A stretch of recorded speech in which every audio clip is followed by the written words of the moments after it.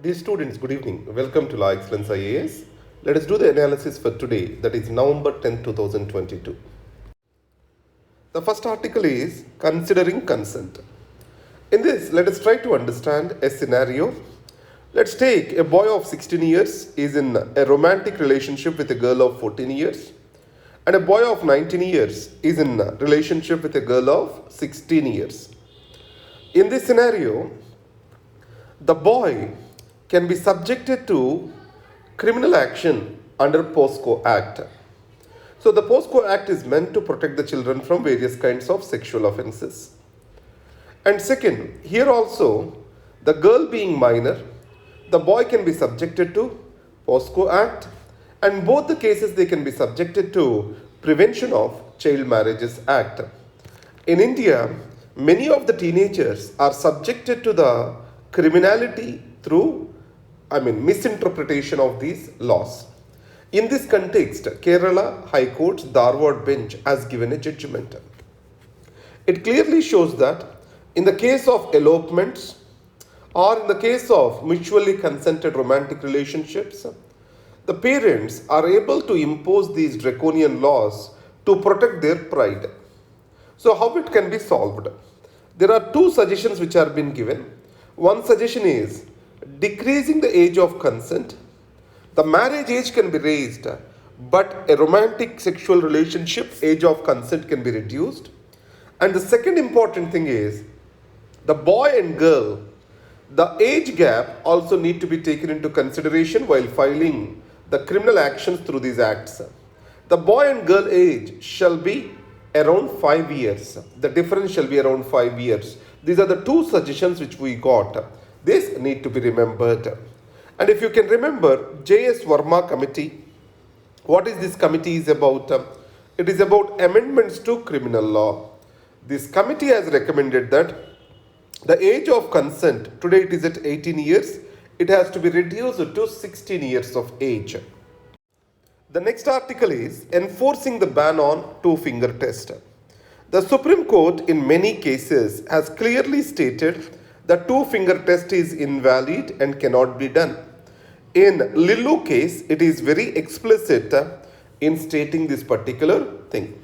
In spite of that, two-finger test is getting continued. The two-finger test is done on the victim of sexual assault to establish that she is sexually active or not. And second, Supreme Court today has clearly stated that any kind of doing such a test is considered as misconduct.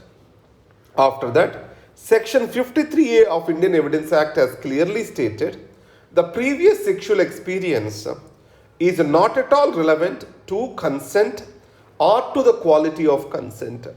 So that's where two-finger test is being clearly stated irrelevant by the Supreme Court and also the India Evidence Act. But still, why this is being practiced by the medical professionals? One is lack of clear communication. The medical professionals are not being given updates in legal developments. And second, the Ministry of Health and Ministry of Home Affairs are never in touch with each other, or there is no common or interdisciplinary action between them. So that's where what is required is, rather than punishing the medical professionals, awareness generation, training of the medical professionals on the new legal developments is very critical. That is what this article talks about. The next is needless needling. This is about governor's office and his government. Remember, the governor and government relationship shall be based on mutual respect, understanding, and both have to be guided by the constitutional spirit. Especially in the southern states and eastern states, where a party in power in the state is not the same as the party in power at the center, the governor's office is becoming very very much controversial. Let us see this way.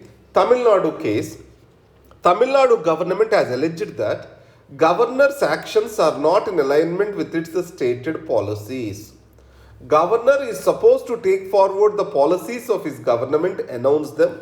He is not expected to speak contrary to them. In this case, the governor, Mr. Ravi, commenting on Sanatana Dharma, or reservation, that is exemption of no exemption from NEET, that bill is being reserved for the consideration of the president. All these things are raised by the government as not in alignment with its policies, and they also have recommended for the recall of the governor by bringing all the political parties together. If you go to Kerala, the governor's actions are much controversial. He said that the minister may not enjoy his pleasure if he makes any comments against him. And he also recommended or withdrew the pleasure for the finance minister, Mr. Balagopal there. Second, as a chancellor of the universities, he did not approve for the appointment of the vice chancellors. And third thing is, Kerala University's bill, he kept it on hold. And he has openly said that he is not going to take it forward. So criticizing his own government, his own ministers in public is not in the spirit of the constitution, not up to the dignity of the office of the governor. Now when you go to Tamil Nadu, things are a bit different. The governor is not being offered the protocol and the necessary respect. So these all need to be took into consideration, and the fight between governor and government is expected to be a question. The next is, it is regarding the policing, that is policing with talent, resource sharing, not squabbling. You can use this exact statement as a conclusion to your answer. You know, many of the states today, including Telangana, has withdrew the general consent to CBI. And there is a rift between center and the state is growing. And this rift is clearly visible in the case of All India services.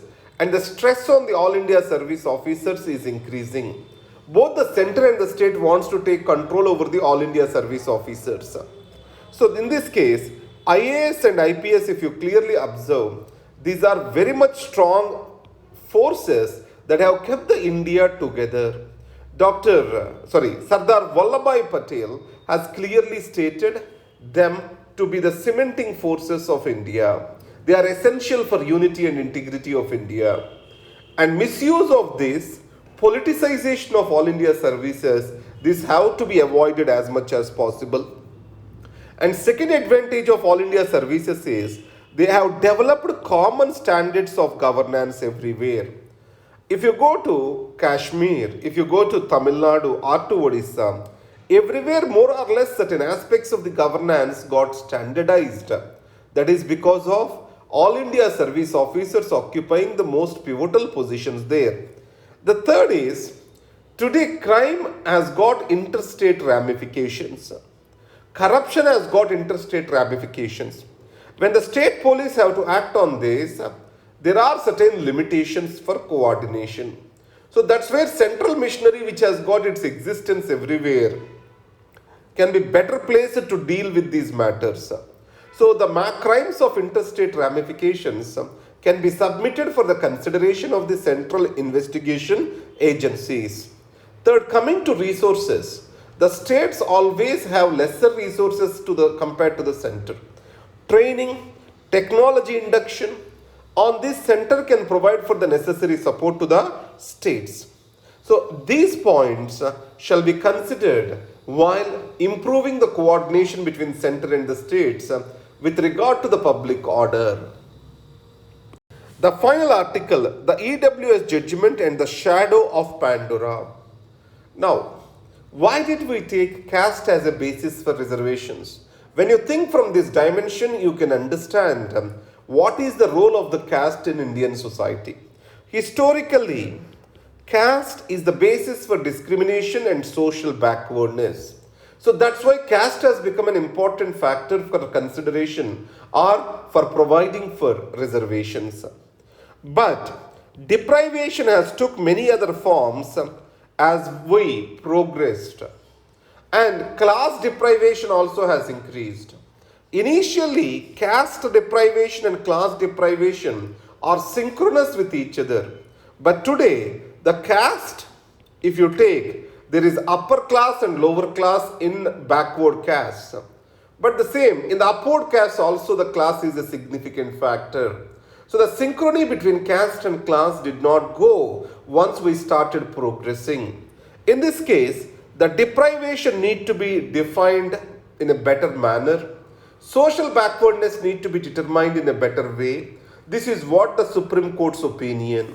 The Supreme Court has clearly stated that new practices, new methods and yardsticks have to be continuously developed to move away from this caste-centric definition of backwardness.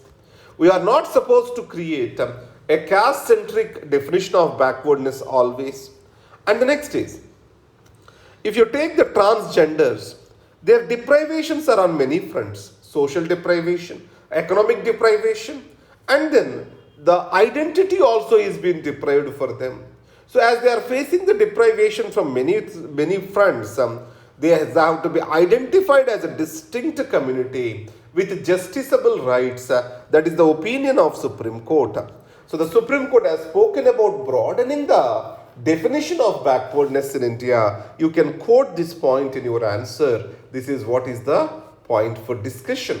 Thank you very much. Have a great day.